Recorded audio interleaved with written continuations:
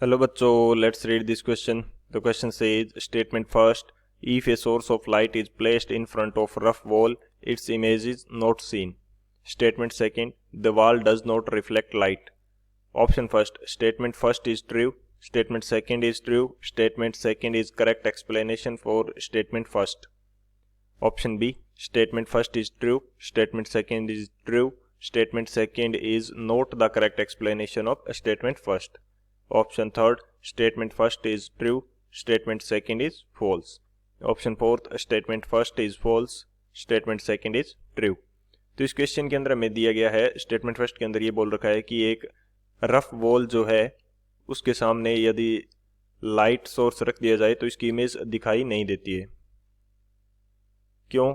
क्योंकि वॉल जो है लाइट को रिफ्लेक्ट नहीं करती. तो बात करते हैं की कंसेप्ट की. की कंसेप्ट की बात की जाए तो हमें कोई भी इमेज जो होती है वो क्यों दिखाई देती है कि किसी ऑब्जेक्ट से लाइट रे टकरा के यानी रिफ्लेक्ट होके वापस हमारी आंखों की तरफ आती है, तो इस वजह से हमें वो ऑब्जेक्ट दिखाई देती है. अब ये जो रिफ्लेक्शन है ये दो टाइप का होगा. यहाँ पे मैं बात करता हूँ रेगुलर रिफ्लेक्शन की. रेगुलर रिफ्लेक्शन ये बेसिकली क्या होता है? रेगुलर रिफ्लेक्शन, यदि यहाँ पे ये हमारे पास कोई सरफेस है, कोई लाइट रेज इसके ऊपर इंसिडेंट हो रही है, कुछ इस तरह से लाइट रेज इंसिडेंट हुई, तो सभी लाइट रेज जो इंसिडेंट हुई है रिफ्लेक्शन के बाद में कुछ इस तरह से चली जाएगी. एक दूसरे के पैरेलल इंसिडेंट हुई थी, रिफ्लेक्शन के बाद में एक दूसरे के पैरेलल ही ये चली जाएगी. तो ये इस टाइप का जो रिफ्लेक्शन होता है इसको बोला जाता है रेगुलर रिफ्लेक्शन. यानी कि पूरी की पूरी लाइट रेज जो है और वो क्या हो जाती है, एक डायरेक्शन के अंदर रिफ्लेक्ट हो जाती है. इसको रेगुलर रिफ्लेक्शन बोला जाएगा. और बेसिकली ये स्मूथ सरफेसेस जो होती है उनके कारण होता है.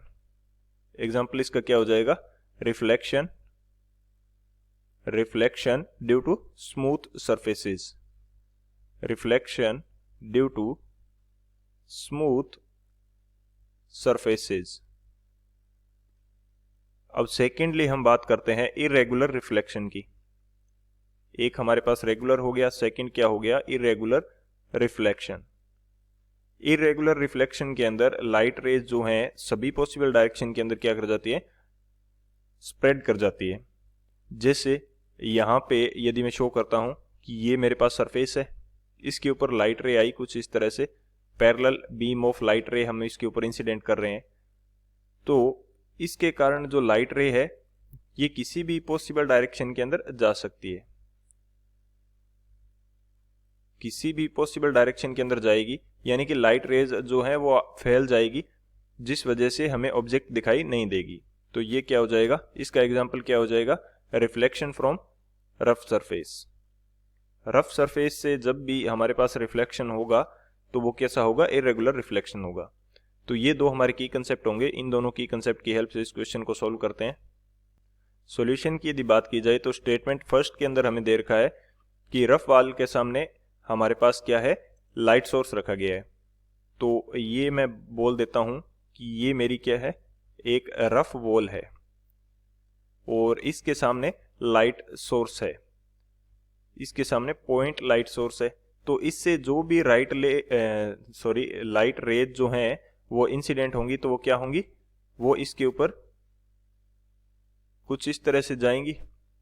लेकिन जब रिफ्लेक्शन होगा तो किसी भी डायरेक्शन के अंदर ये रिफ्लेक्ट कर जाएंगी, किसी भी डायरेक्शन के अंदर ये रिफ्लेक्ट कर जाएंगी. एक पर्टिकुलर डायरेक्शन के अंदर ये नहीं जाएगी. पर्टिकुलर डायरेक्शन के अंदर नहीं जाएगी तो यहाँ पे क्या होगा? इरेगुलर रिफ्लेक्शन होगा. इरेगुलर रिफ्लेक्शन जिसकी वजह से हमें वो दिखाई नहीं देगी. तो हमारा स्टेटमेंट फर्स्ट तो करेक्ट है. स्टेटमेंट फर्स्ट जो है ये तो हमारा करेक्ट है. सेकंड स्टेटमेंट हमें क्या दे रखा है? The wall does not reflect light. तो ये हमारा इनकरेक्ट है.